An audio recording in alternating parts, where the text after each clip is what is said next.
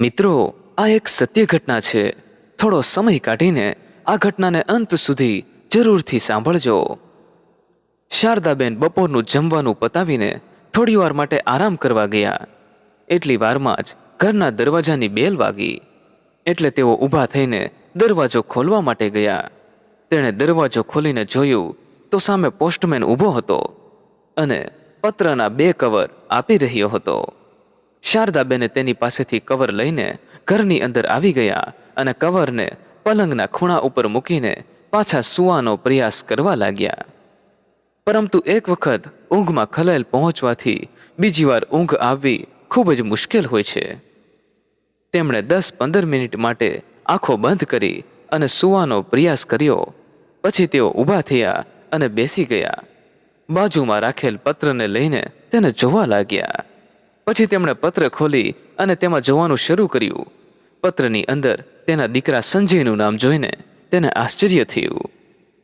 કારણ કે સંજયને મુંબઈ ગયા પછી આ પહેલી વાર શારદાબેનને તેનો પત્ર મળ્યો હતો. આટલા સમય પછી દીકરાએ તેની માની યાદ કેવી રીતે આવી ગઈ. ખુશીથી શારદાબેને સંજયના પત્રને ખોલ્યો. પત્રમાં સંજયે 2-4 ઔપચારિક વાક્યો લખ્યા હતા અને પછી તેના મૂળ ઉદ્દેશ્ય પર આવીને લખ્યું હતું કે માં, તમને એ જાણીને ખુશી થશે કે મારો ધંધો આજકાલ સારો ચાલી રહ્યો છે અને મને લાગી રહ્યું છે કે આગળ પણ આવી રીતે જ ચાલતો રહેશે. એટલે હું મારા ધંધાને આગળ વધારવા માટે કંઈક મોટું કરવા માગું છું. માં, તમે તો જાણો જ છો કે મેટ્રો સિટીમાં એક નાની એવી દુકાન ખરીદવું પણ ખૂબ જ મુશ્કેલ હોય છે. જો કે અત્યારે મારી કમાણી પણ ખૂબ જ સારી છે અને હું મારી બધી જ કમાણી ધંધામાં લગાવી રહ્યો છું. હવે મારે એક મોટી ફેક્ટરી ઊભી કરવી છે અને તે માટે મારે વધારે રૂપિયાની જરૂર પડી રહી છે. તો આપણે સુરતમાં રહેલું મકાન વહેંચી નાખીએ અને તમે મને રૂપિયાની વ્યવસ્થા કરી આપો. તમે અત્યારે ભલે એ મકાનમાં રહી રહ્યા હોય, પણ તમે જતા રહેશો એ પછી અમે બંને ભાઈઓમાંથી કોઈને પણ ત્યાં રહેવા જવાનો વિચાર નથી. અને આ વિષય ઉપર મેં સુનિલભાઈ સાથે પણ વાત કરી લીધી છે. તેણે તો ચોખ્ખા શબ્દોમાં કહી દીધું છે કે તેમને હવે ઇન્ડિયા આવવાનું જરા પણ મન નથી. તેઓ હવે અમેરિકામાં જ સારી રીતે સેટ થઈ ગયા છે અને તેમને હવે તમારી કોઈ પણ મિલકતમાં રસ નથી રહ્યો. તેમણે તેમના ભાગનો હિસ્સો પણ મારા નામ ઉપર કરી આપવાના કાગળો કરી દીધા છે. એટલે હવે સુનિલભાઈ તરફથી તો કોઈ વાંધો આવે એમ નથી. હવે બસ આ બધું તમારે નક્કી કરવાનું રહ્યું. અને એમ પણ તમે ત્યાં એકલા રહીને શું કરશો? હવે સારું રહેશે કે તમે અમારી સાથે રહેવા માટે આવતા રહો. અને એમ પણ આજકાલ તમારી તબિયત પણ સારી નથી રહેતી. આવી હાલતમાં તમારું ત્યાં રહેવું હવે ઠીક નથી લાગી રહ્યું. હું પિતાજીના અવસાન સમયે ત્યાં આવ્યો હતો ત્યારે મારે બાજુમાં રહેતા રાજેશ અંકલ સાથે આ બારામાં વાત થઈ હતી. તેઓ આપણા મકાનને ખરીદવા માટે તૈયાર હતા અને મકાનની સારી એવી કિંમત પણ આપવા માટે તૈયાર હતા. આ મકાન તમારા નામ ઉપર છે એટલે બધા કાગળો ઉપર તમારે સહી કરવાની રહેશે. અને મેં અહીંયા મુંબઈમાં જ બધા કાગળોની તૈયારીઓ કરી નાખી છે. જે કાગળોને હું આ પત્રની સાથે મોકલી રહ્યો છું. કાગળોમાં જ્યાં જ્યાં નિશાન લગાવેલું છે ત્યાં તમારે સહી કરવાની છે અને પછી મકાનના બધા કાગળો મને મોકલી આપજો. મને પૂરો વિશ્વાસ છે કે તમે આ કામમાં વધારે સમય નહીં લગાવો અને કાગળ ઉપર તમારી સહી કરીને બધા કાગળો પાછા મને મોકલી આપશો. લિખિતન તમારો પુત્ર સંજય. સંજયનો પત્ર વાંચીને શારદાબેન હેરાન રહી ગયા.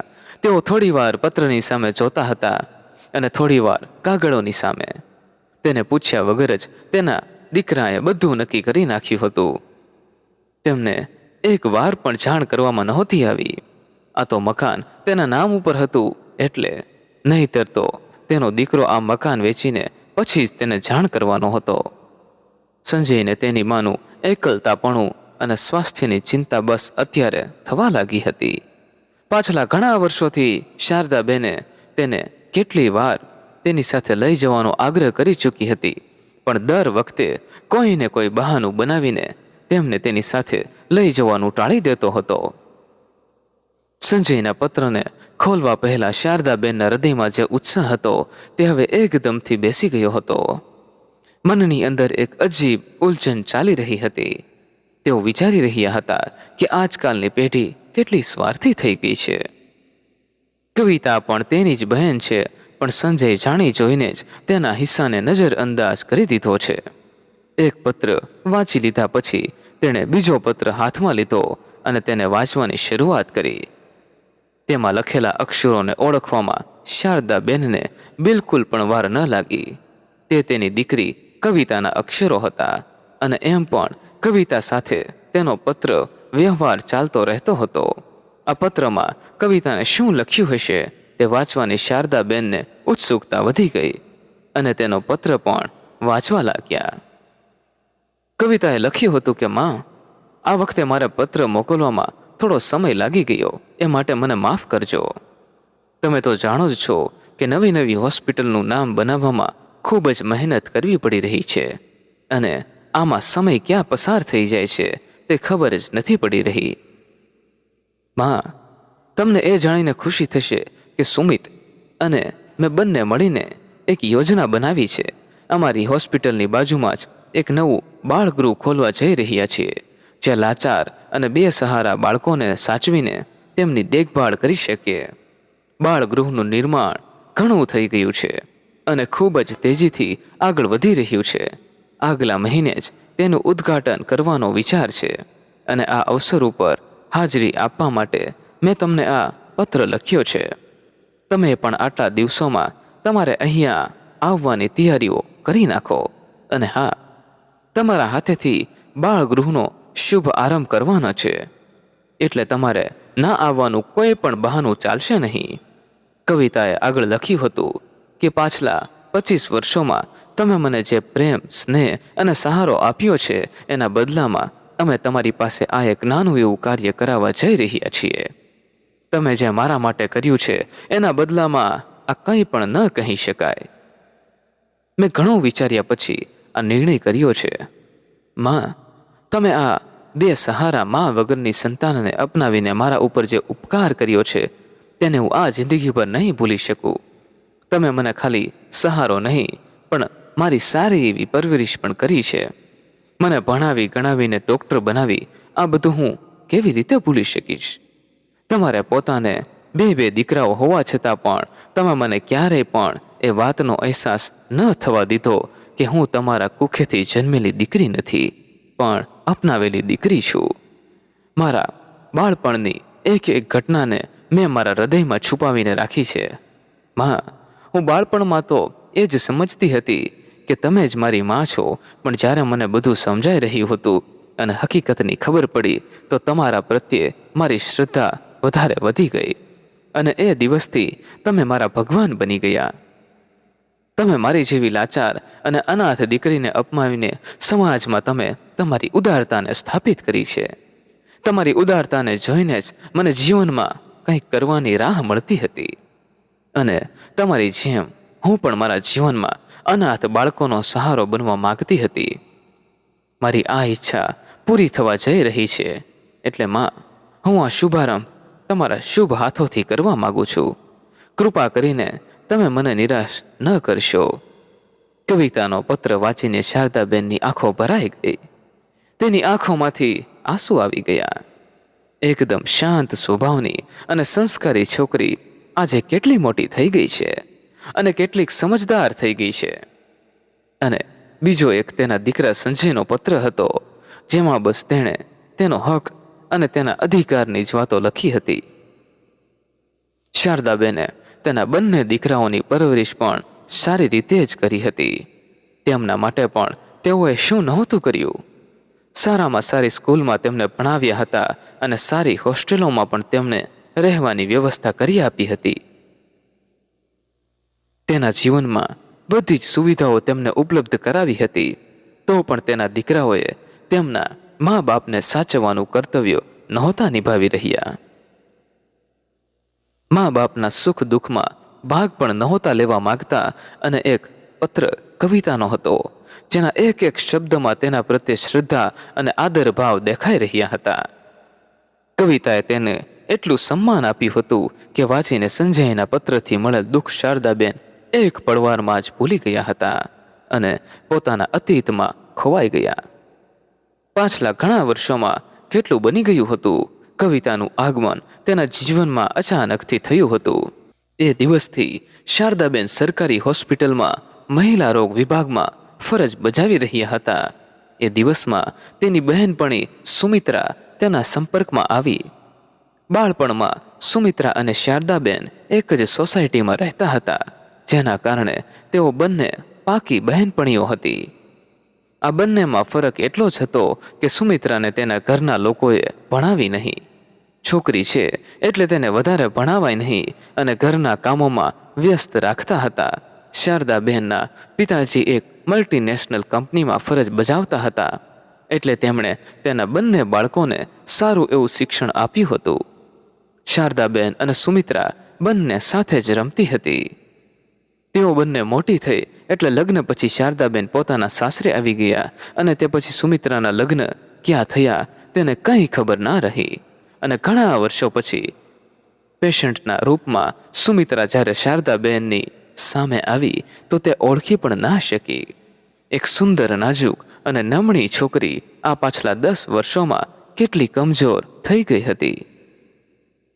સુમિત્રાએ પણ શાયદ ઉમ્મીદ ન હોતી કે તેને તપાસનારી ડૉક્ટર તેની બહેનપણી શારદાબેન મળશે.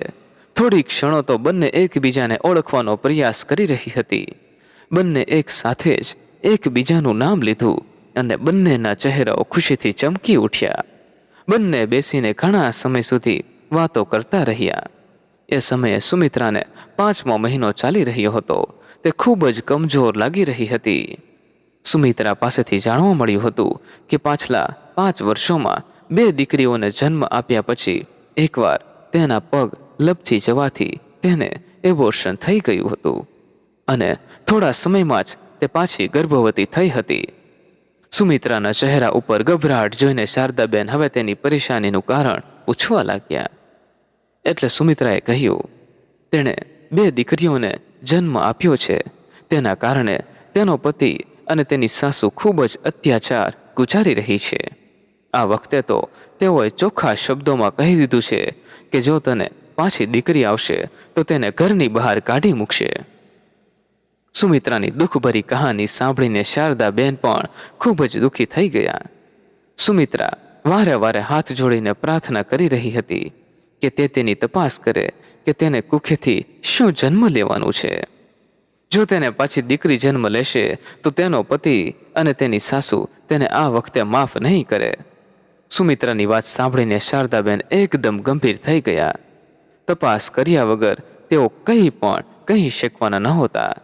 તેને જ્યારે તપાસ કરી તો ખબર પડી કે તેના ગર્ભમાં દીકરી છે.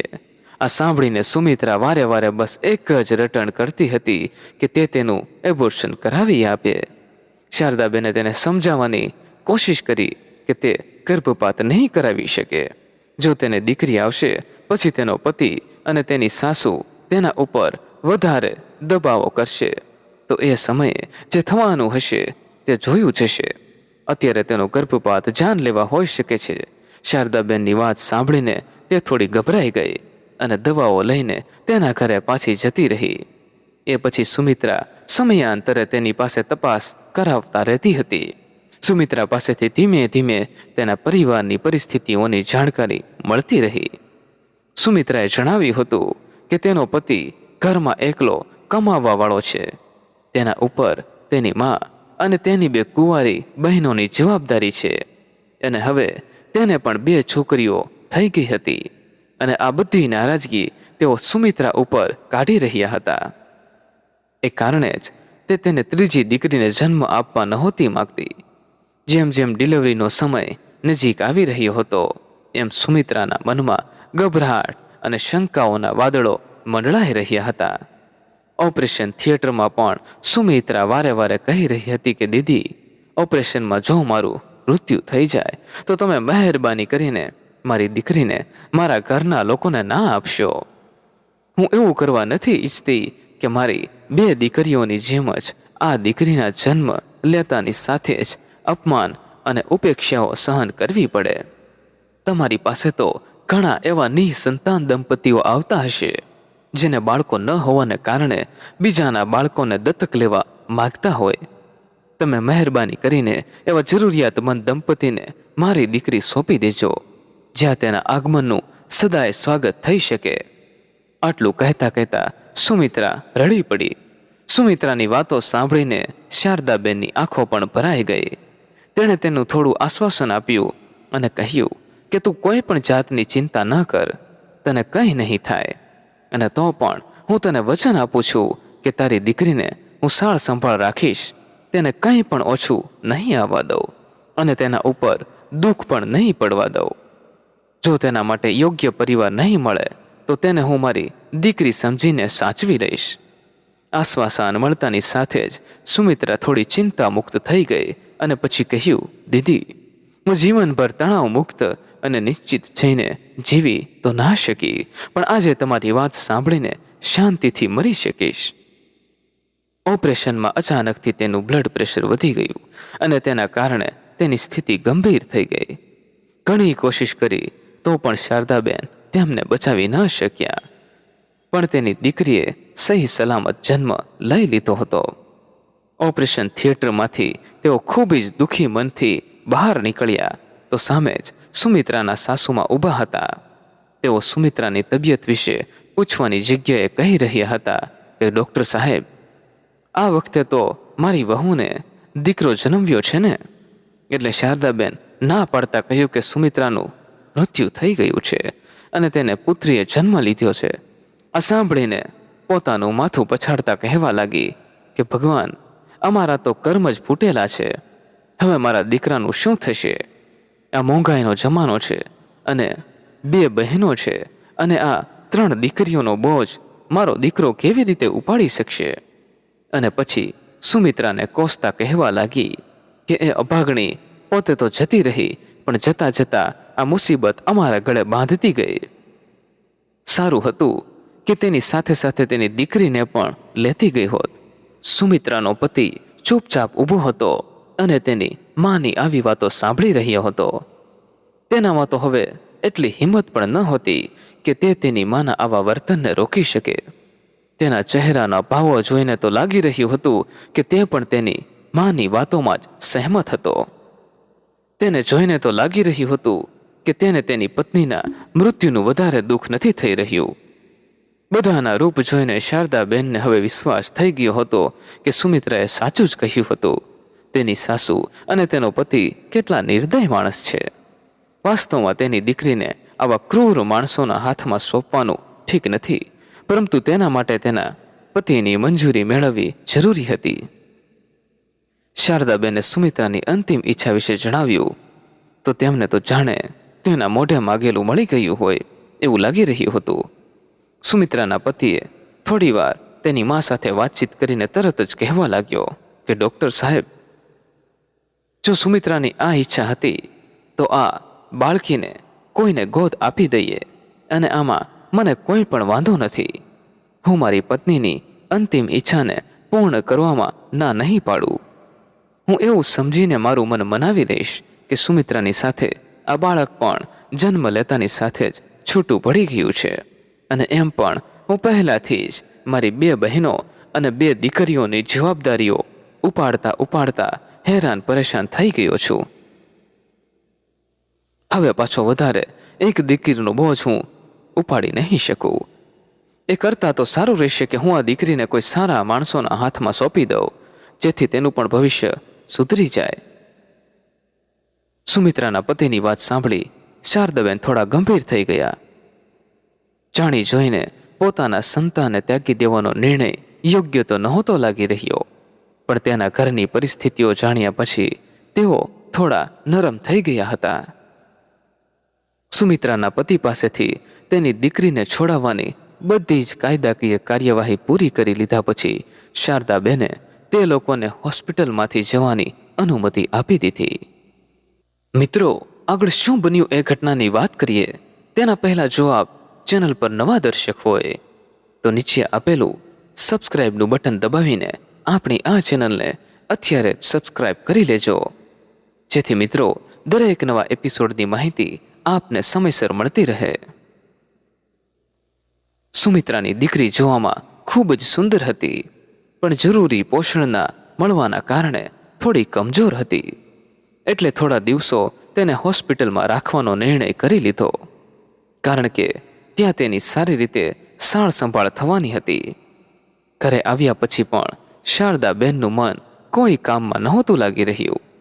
વારે વારે સુમિત્રા અને નવજાત બાળકનો ચહેરો તેની સામે તરવરી આવતો હતો. જ્યાં સુધીમાં તે છોકરીને સારા માણસોના હાથમાં ન સોંપી દે ત્યાં સુધી તે પોતે પણ નિશ્ચિત નહોતી થઈ શકતી. શારદાબેનના પતિએ તેને વિચારોમાં ખોવાયેલી જોઈને 1-2 વાર તેને ટોક્યા, પણ શારદાબેને હોસ્પિટલની પ્રોબ્લેમ છે એવું કહીને વાતને ટાળી દીધી. બીજા દિવસે તેઓ હોસ્પિટલ ગયા તો તેના પગ બાળકીને જોવા માટે તેના તરફ ઉઠવા લાગ્યા. શારદાબેનને બાળકી પાસે આવેલા જોઈને બધો સ્ટાફ તેની પાસે આવીને ઊભો રહી ગયો અને કહેવા લાગ્યો કે મેડમ, કેટલી સુંદર છોકરી છે, આ છોકરીને તો કોઈ પણ અપનાવી લેશે. એ સમયે જ બાળકી રડવા લાગી. તેને રડતા જોઈને શારદાબેનના હૃદયમાં દુઃખ થવા લાગ્યું. તેણે ઝડપથી બાળકીને ઉપાડી લીધી અને તેના હૃદયની સાથે લગાવી દીધી. તે નાની એવી બાળકીને પણ શાયદ તેની માનો સ્પર્શ મળી રહ્યો હોય એવો અહેસાસ થયો હોય એમ તે એકદમથી ચૂપ થઈ ગઈ. અને એ જ ક્ષણે શારદાબેને મનમાં ને મનમાં જ નિર્ણય કરી લીધો હતો કે તેઓ તે બાળકીને કોઈના પણ હાથોમાં નહીં સોંપે અને તેઓ સ્વયં તેને પોતાની દીકરી બનાવીને રાખશે, તેની મોટી કરશે. હવે તેઓ 2 દીકરાઓની સાથે એક દીકરીની પણ માં બની ગઈ હતી અને આ અહેસાસ તેની અંદર સુકૂન પહોંચાડી રહ્યો હતો. મોટા દીકરાના જન્મ પછી તેમણે ભગવાનને બીજી દીકરી આવે એ માટે ખૂબ જ પ્રાર્થનાઓ કરી હતી, પણ તેમની મનોકામના પૂર્ણ ના થઈ અને આજે અચાનકથી જ ભગવાને તેમની મનોકામના પૂરી કરી દીધી. અને આ રીતે કવિતા શારદાબેનના જીવનમાં આવી હતી. બાળકીને અપનાવવાના નિર્ણયથી શરૂમાં તો તેના પતિ પણ સહેમત નહોતા થયા. તેણે શારદાબેનને ઘણી સમજાવવાની કોશિશ કરી. શારદા, સંજય અને સુનિલ પણ મોટા થઈ ગયા છે. હવે મને નથી લાગી રહ્યું કે તારા આ નિર્ણયને આપણા બાળકો પણ સ્વીકાર કરશે. આપણા લાડ પ્રેમને તેઓ આમ ત્રીજા બાળક સાથે આસાનીથી શેર નહીં કરવા દે. અને મને પણ આ નિર્ણય ઠીક નથી લાગી રહ્યો. તું આટલી વ્યસ્ત અને આ ઉંમરમાં આમ નવજાત શિશુનું ભરણ પોષણ ઠીકથી નહીં કરી શકે. એમ પણ હોસ્પિટલ અને ઘરની જવાબદારીઓથી તને સમય નથી મળી રહ્યો. એવામાં આ બાળકીને અપનાવવાનો નિર્ણય મને ઠીક નથી લાગી રહ્યો. શારદાબેન તેના પતિને કવિતાની બધી પરિસ્થિતિઓ વિશે જણાવ્યું એટલે તેને પણ ઝૂકવું પડ્યું. પણ મનમાં હજુ પણ એક બેચેની ચાલી રહી હતી કે તેણે તેના પતિને તો ગમે એમ કરીને મનાવી લીધા, પણ સંજય અને સુનિલની આ વિષય ઉપર શું પ્રતિક્રિયા હશે? કારણ કે બંને બાળકો એ સમયે તેનાથી દૂર હોસ્ટેલમાં ભણી રહ્યા હતા. પરંતુ કવિતાના આવવાથી તેના જીવનમાં તેને એક નવું મકસદ મળી ગયું હતું. શરૂમાં તેને પણ થોડી મુશ્કેલીઓ પડી રહી હતી. સંજય અને સુનિલને મોટા કર્યા પછી નાના બાળકોની સાર સંભાળ રાખવાની આદત છૂટી ગઈ હતી.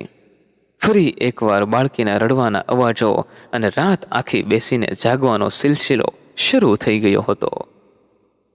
પણ થોડા દિવસોમાં જ તેને તેની જવાબદારીઓની આદત પડી ગઈ હતી. વેકેશનના સમયમાં સંજય અને સુનિલ ઘરે આવ્યા તો કવિતાને જોઈને શરૂમાં તો તેઓ પણ ખૂબ જ ખુશ થઈ ગયા હતા. તેઓ તેની સાથે રમતા અને તેને દૂધ પીવડાવતા અને તેને હસાવવાની કોશિશ કરતા રહેતા હતા. પરંતુ થોડા દિવસો પછી તેઓને લાગવા લાગ્યું કે તેના મમ્મી આખો દિવસ કવિતાની સાળ સંભાળ રાખવામાં વિતાવી દે છે, તો તેમને કવિતાની હાજરી ખટકવા લાગી. એકવાર તો નારાજ થઈને તેઓએ તેના મમ્મીને કહી પણ દીધું કે તમે આખો દિવસ તમારી હોસ્પિટલમાં વ્યસ્ત રહો છો અને કવિતાની સાળ સંભાળમાં લાગેલા રહો છો. અમે આટલા દિવસો પછી હોસ્ટેલથી આવ્યા છીએ તો પણ તમારી પાસે અમારા માટે સમય નથી મળી રહ્યો. તમે આને જ્યાંથી લઈને આવ્યા છો ત્યાં પાછી મૂકીને આવી જાઓ. બાળકોની નારાજગીને દૂર કરવાનો તે દરેક પ્રયાસ કરતી હતી. તેણે બાળકોને એક સ્પષ્ટતા કરી દીધી હતી કે કવિતા હવે તેની દીકરી છે અને તે હવે આ જ ઘરમાં રહેશે અને તેનું ઘર આ છે, એટલે હવે તેને પાછી મૂકવા જવાનો તો સવાલ જ ઊભો નથી થઈ રહ્યો. અને ત્યારથી જ બાળકોના મનમાં કવિતા માટે એક અજીબ પ્રકારની તૃણા ઊભી થઈ ગઈ હતી. મોટા થતાની સાથે સાથે કવિતા ઉપર તેને ઉપેક્ષાઓ અને નફરત વધતી જતી હતી. આ સાથે કવિતા પણ મોટી થતી હતી.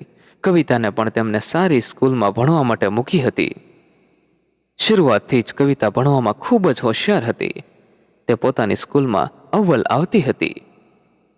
શારદાબેનની ખૂબ જ ઈચ્છા હતી કે તેના બંને દીકરાઓમાંથી કોઈ એક ભાઈ તેને આ વ્યવસાય સંભાળે, પરંતુ સંજયે MBAમાં એડમિશન લીધું અને સુનિલે એન્જિનિયરિંગ કરવાનો નિર્ણય કર્યો.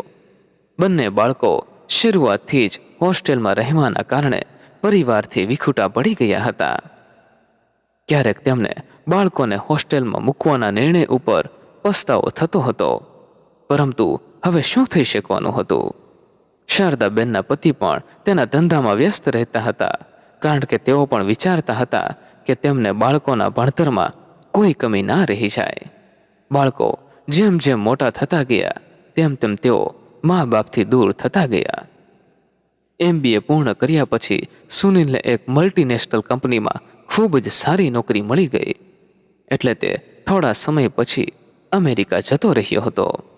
અને એકવાર વિદેશ ગયા બાદ તે ફરી ક્યારેય પાછો ઇન્ડિયા નહોતો આવ્યો. ત્યાં રહીને જ તેણે તેની મનપસંદ છોકરી સાથે લગ્ન કરી લીધા હતા. લગ્ન કરી લીધા પછી પતિ પત્નીના ફોટાઓ મોકલીને બસ તેણે ઘરે ખાલી જાણ કરી દીધી હતી. સંજય પણ એન્જિનિયરિંગ કરીને બોમ્બેમાં જ એક મોટી કંપનીમાં નોકરી શરૂ કરી દીધી હતી અને પછી તેણે થોડા સમયમાં જ પોતાની નાની એવી ફેક્ટરી શરૂ કરી. તેણે પણ તેની મનપસંદ છોકરી સાથે લગ્ન કરીને મુંબઈમાં રહેવાનો નિર્ણય કરી લીધો. કવિતાએ મેડિકલમાં પ્રવેશ મેળવ્યો અને તેની ઈચ્છાઓને પૂર્ણ કરવાનો ફેસલો કરી લીધો. તેણે MBA પૂર્ણ કરીને ગાયનેકોલોજિસ્ટમાં MS કરી રહી હતી. એ દિવસોમાં અચાનક શારદાબેનના પતિ રામભાઈને હૃદયમાં દુખાવો ઉપડી ગયો અને તેની સ્થિતિ ખૂબ જ ગંભીર થઈ ગઈ, એટલે તેમને તરત જ હોસ્પિટલમાં એડમિટ કર્યા. બંને દીકરાઓને સૂચના આપી દીધી. મોટા દીકરા સુનિલે તો કંઈક જરૂરી કામમાં વ્યસ્ત છે, એટલે તે આ સમયે નહીં આવી શકે એવું જણાવી દીધું. નાનો દીકરો સંજય હાજર થઈ ગયો, પરંતુ તે પણ 2 કલાક રહીને જરૂરી કામ છે એટલે જતું રહેવું પડશે એવું બહાનું કરીને તે પાછો મુંબઈ જતો રહ્યો. એ સમયમાં કવિતાએ પોતાનો જીવ કામ પર લગાવી દીધો. ડોક્ટરોને બોલાવવા, દવાઓ લાવી અને બીજી બધી વ્યવસ્થાઓ તેને સંભાળી રહી હતી, પણ હિંમત પણ રાખવાની હતી. કવિતાએ સેવાથી શારદાબેનના પતિ રામભાઈનું પણ મન જીતી લીધું હતું. તેના અંતિમ સમયમાં તેણે કવિતાનો હાથ પકડ્યો હતો અને કહ્યું હતું કે શારદા, કવિતાએ મારી જે સેવા કરી છે તે સેવા તો મારા દીકરાઓ પણ ના કરી શક્યા. સુનિલને તો તેના મરતા બાપ કરતાં પણ વધારે મહત્વપૂર્ણ તેનું કામ છે અને સંજય પણ ઔપચારિકતા નિભાવવા માટે આવ્યો હતો. તે પણ 2 કલાકમાં બહાનું બનાવીને પાછો જતો રહ્યો. ક્યારેક ક્યારેક મને એ વિચારીને ગભરાહટ થઈ જાય છે કે જો આ કવિતા આપણી સાથે ના હોત તો આપણે અત્યારે શું દશા થઈ હોત. હવે હું જતા જતા એ વાતથી તો નિશ્ચિત થઈ ગયો છું કે ભલે આપણા દીકરાઓ પાસે આપણા માટે સમય ના હોય, પણ આપણી દીકરી આપણા સુખ દુઃખમાં હંમેશા સાથે રહેશે. વાસ્તવમાં કવિતાને અપનાવવાનો તારો નિર્ણય ખૂબ જ સારો અને સાચો હતો અને આટલું કહેતા કહેતા જ તેમને આ દુનિયાને છોડી દીધી. શારદાબેન ઉપર તો જાણે દુઃખનો પહાડ તૂટી પડ્યો હતો, પણ કવિતા દર વખતે તેમને સાહસ આપવાનો પ્રયત્ન કરતી રહેતી હતી. રડવું તો કવિતાને પણ ખૂબ જ આવી રહ્યું હતું, પણ તેને એક વાતનો સંતોષ હતો કે અંતિમ દિવસોમાં પણ તેના પિતાજીએ તેને અપનાવી લીધી હતી. પોતાના પતિના મૃત્યુ પછી શારદાબેન અંદરથી ભાંગી ગયા હતા, એટલે તેમણે પણ હોસ્પિટલ જવાનું છોડી દીધું હતું. તેના જીવનના અંતિમ દિવસો તેણે સેવા કાર્યોમાં સમર્પિત કરવાનો નિર્ણય કરી લીધો હતો. કવિતા તેનું ખૂબ જ ધ્યાન રાખતી હતી. 2 વર્ષ પછી કવિતાએ તેનું MS પૂર્ણ કરી લીધું અને તે પછી શારદાબેન તેના લગ્ન તેના મિત્ર સુમિત સાથે કરાવી દીધા અને તે પણ મુંબઈ જતી રહી. કવિતાના લગ્ન ઉપર શારદાબેને તેના બંને દીકરાઓને બોલાવ્યા હતા, પણ બંને દીકરાઓ કવિતાને ક્યારેય મનથી બહેન નહોતી માની રહ્યા, એટલે તેઓ લગ્નમાં ન આવ્યા. અને તેઓ લગ્નમાં ન આવ્યા એનું કવિતા અને શારદાબેનને દુઃખ પણ ના થયું. કવિતા મુંબઈ જતી રહી તે પછી પણ તે મહિને 2 મહિને શારદાબેનને મળવા માટે આવતી રહેતી હતી. શારદાબેનનું જીવન આવી રીતે જ ચાલી રહ્યું હતું, પરંતુ અચાનકથી મળેલા સંજય અને કવિતાના પત્રોએ આજે ફરીવાર શારદાબેનના જીવનને હચમચાવી નાખ્યું હતું. બંને પત્ર મુંબઈથી આવ્યા હતા અને બંને પત્રોના લખવામાં ઉદ્દેશ્ય ખૂબ જ અલગ અલગ હતા. તે વિચારી રહ્યા હતા કે સંબંધોમાં કેટલા રંગો હોય છે. સંજય અને સુનિલને તો તેઓએ જન્મ આપ્યો હતો, તેમની સાથે તો તેમને લોહીનો સંબંધ હતો, તો પણ તેના બંને દીકરાઓએ આ સંબંધને વિશેષ મહત્વ નહોતું આપ્યું. જોકે કવિતા સાથે તો તેનો કોઈ પણ સંબંધ ન હતો, તો પણ તે તેના હૃદયથી કેટલી નજીક હતી. કવિતાના વ્યવહાર પ્રત્યે તેમને શ્રદ્ધા અને સન્માન હતું. તેઓ વિચારી રહ્યા હતા કે લોકો કહેતા હોય છે કે લોહીનો સંબંધ જ સૌથી મોટો સંબંધ હોય છે, પણ શારદાબેનને તો લાગી રહ્યું હતું કે મન અને હૃદયથી બંધાયેલો સંબંધથી મોટો કોઈ સંબંધ હોતો નથી. એટલે તેણે તેના દીકરાને પત્રમાં લખ્યું કે દીકરા, મને માફ કરજે, પરંતુ તમારા બંને ભાઈઓ માટે તમારા મા બાપની કોઈ પણ માયને નથી રહી, કારણ કે તમે તમારા પિતાના અંતિમ સમયમાં પણ તમારા બંને ભાઈઓ પાસે તમારા પિતાજી માટે સમય નહોતો, એટલે હવે તેમની સંપત્તિ ઉપર પણ તમારો કોઈ હક નથી બની રહ્યો. એટલે હવે મારા મરી ગયા પછી મારી બધી મિલકત મારી દીકરી કવિતાની હશે, કારણ કે તે એક જ તેના પિતાના અંતિમ ક્ષણોમાં તેની પાસે ઊભી હતી અને આજના દિવસોમાં પણ એ જ છે જે મારું ખૂબ જ ધ્યાન રાખી રહી છે. એટલે હવે મારી મિલકતને હડપવાની કોશિશ ક્યારેય પણ કરશો નહીં. લિખિતન તમારી માં શારદાબેન. પત્ર લખીને શારદાબેને પાછો એ પત્ર સંજયને મોકલી દીધો અને તેની દીકરી કવિતાની પાસે જવાની તૈયારીઓ કરવા લાગ્યા. વહાલા મિત્રો, આ એપિસોડ આપને પસંદ આવ્યો હોય તો ખાસ વિડીયોને લાઈક કરી અને એકવાર કોમેન્ટ બોક્સમાં સાચા મનથી જય માતાજી જરૂરથી લખી નાખજો મિત્રો, જેથી માતાજીની અસીમ કૃપા આપ સૌના પરિવાર પર બની રહે. આ કહાની વિશે આપનું શું કહેવું છે તે પણ આપ અમને કોમેન્ટ બોક્સમાં જરૂરથી જણાવજો મિત્રો. અને ખાસ મિત્રો, વિનંતી રહેશે બધાને કે આપણી આ ચેનલને સબસ્ક્રાઈબ કરવાનું ભૂલશો નહીં, જેથી આવી જ સત્ય ઘટના અને સત્ય ઘટના પર દરેક પ્રકારની કહાની આપને સમયસર સાંભળવા મળતી રહે. ફરી મળીશું મિત્રો કોઈ નવા એપિસોડ સાથે. ખૂબ ખૂબ ધન્યવાદ. જય મા ગાત્રાળ. જય શ્રી કૃષ્ણ.